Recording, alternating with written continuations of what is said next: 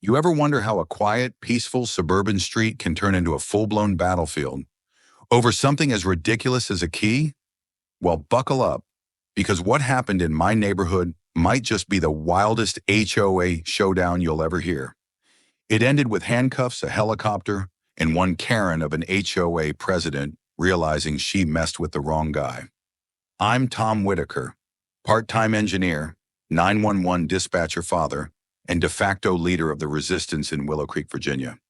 I worked 35 years as a designer of class security systems for government buildings, corporate vaults.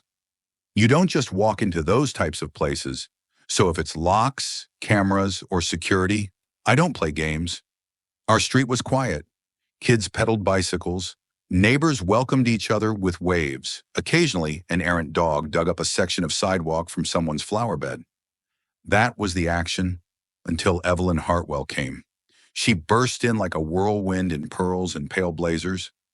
Evelyn was not elected HOA president in the traditional manner. She just showed up. Clipboard in hand, going door to door, commenting that your mailbox was too short or your bushes were looking unruly. She did not campaign. She ascended the throne. I called her the Queen of Quail Lane, but never to her face, at least not yet. The neighborhood newsletter, once cluttered with potluck notices and school bulletins, turned into a citation guidebook. Your wind chimes were noise pollution. Your fence was too cheerful. Even friendly old Mrs. Clara Thompson was fined because her prize-winning peonies shed petals onto the sidewalk. Evelyn rode the development in a gleaming black Cadillac SUV like she was the sheriff of some HOA Wild West. She'd drive by like a shark, scanning for blood or infractions. For a bit, I thought, all right, she's just a nosy micromanager. I've witnessed worse corporate boardroom tactics. Play it cool, mow the lawn, and she'll forget about me. I was wrong. 6 months after she took office, at a nearly empty HOA meeting, I was only there because I read the fine print. Evelyn went and let loose a bombshell. She proposed the Community Safety Key Program. What's that? Oh, just a plan to enable the HOA to possess a master key for every single home in Willow Creek. For emergency entry and inspection, she informed me with that fake smile that made you feel like you were signing up for a timeshare. I raised my hand, firm but flat. Evelyn, can you show me the law that allows an HOA to possess a key to someone's private home? Because I'm pretty sure that's called trespassing. She smiled angelically, her eyes cold. Mr. Whitaker, it's for the greater good. Proactive step to keep our standards up. Proactive, she'd said, as if we were some kind of army battalion, not a community with neighbors and lawn gnomes and Friday night BBQs. I complained, explaining how this was a violation of privacy law, property rights, and a judicial disaster waiting to happen. I asked her what locksmith in their right mind would even do it. She dismissed it.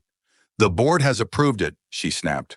The board, on herself and her two bobbleheads, Tim and Linda, who seemed to crumple under the slightest movement of air. I came home upset, not just about the key, but about the fact that this had nothing to do with safety. It was about control. So I read the HOA bylaws, pulled out Virginia State Code, and sure enough, there was nothing to support her plan. I wrote a certified letter stating I would not provide a key and any attempt to gain entry onto my property would be trespassing. Then I beefed up my home security, deadbolts with high security, new locking mechanisms that were unpickable, and master keyable HD cameras covering every corner of my property. My daughter Sarah, a county 911 dispatcher, thought I was paranoid. Dad, she's just a Karen, she laughed. Perhaps, I said, but Karen's going to learn what a boundary is. From that time on, I was her own personal obsession. I was ticketed for the fact that my lawn was a quarter-inch too tall, even after being freshly mowed.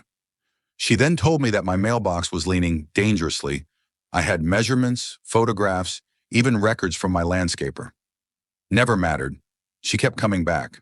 And every time she drove by, she'd sit in front of my residence like she was waiting for me to do something wrong. Then rumors spread that she'd instructed a dubious out-of-town locksmith, one guy affiliated with her nephew, to make a master key. She started sending voluntary lock inspection letters, which sounded more like threats. Cooperate or be fined, perhaps sued. I ignored them. Then things got personal. I awoke one morning to find an ugly gash on my car door. The next morning, my newspaper was missing. Coincidence? Maybe. But I put in a driveway camera and called the police, just in case. The neighborhood took on the look of a war zone. Neighbors no longer greeted each other when Evelyn's Cadillac passed by. Even the friendly neighbors looked nervous to wave. But I knew a confrontation was looming, and I was prepared. Then it happened. A Tuesday morning, I was drinking my coffee when I heard it. The faraway, metallic clink-clink of a key struggling with my front door. I peeked through the blinds. There she was, Evelyn Hartwell, clad in a lime green blazer that radiated radioactive, clutching a shiny HOA master key and trying to get into my house. My locks remained secure naturally. She jiggled, pushed, turned. Nothing. My security cameras caught every moment in crisp HD. At her wit's end, she whipped out her cell phone and paced back and forth on my front porch, wildly waving her arms, yelling into the phone. Sarah was at work that morning, and yes, she was the one who answered Evelyn's 911 call. "Tom Whitaker is dangerous," Evelyn yelled. "He's barricaded himself in. I'm the HOA president. I demand entry." She even said the words, "I need special forces, an airlift if need be." Sarah was cool, spouting all the proper questions. "Ma'am, is anyone hurt? Did he make any threats?" Of course, Evelyn didn't really have any answers. Then the rotor blades began to whir. She smiled like a queen receiving her royal escort. Helicopter, fire trucks, police cars, ambulance, the whole shebang. I pushed open the front door, calm, in my slippers. Evelyn recoiled as if she had just witnessed a specter. "That's him," she shrieked. "He's dangerous."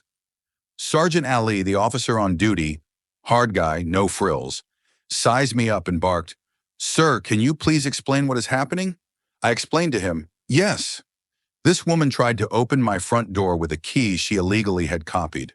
When that failed, she called an air raid. I played it for him. Evelyn, flailing, shrieking, the SWAT demands. Ali sat and watched it, jaw and clench. Then to her, "Ma'am, reporting a false emergency is against the law. You caused a helicopter, fire trucks, and police to be held up due to your personal vendetta," Evelyn spluttered. He gestured to another officer. "Cuff her." Click. Neighbors materialized.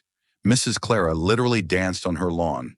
It turned out Evelyn had been stealing HOA money for years, doctoring landscaping invoices, paying her nephew for security upgrades, and of course, creating that illegal master key. My video? Sarah's 911 call record? Rock-solid evidence. She was charged with felony false reporting embezzlement fraud, 5 years in prison. The judge was merciless. "You abused your power, wasted public money, and endangered lives, all for ego." After she was gone, things changed. Clara led the new HOA board. The wacky rules vanished. Flowers were back, wind chimes, even lawn gnomes. Me? I drank coffee in peace once again. But still, people call me the guy who beat up the queen.